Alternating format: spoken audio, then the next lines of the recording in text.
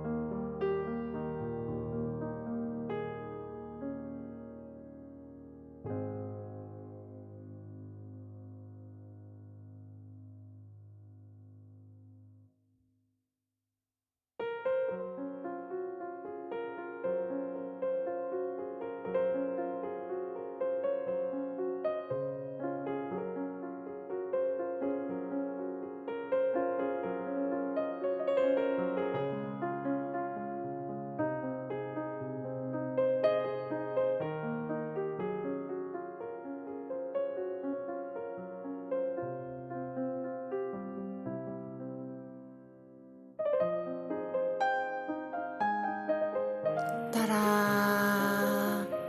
Finally, it's done.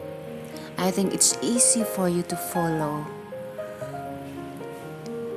Thank you for watching. Please subscribe, like, and give comment to supporting my channel.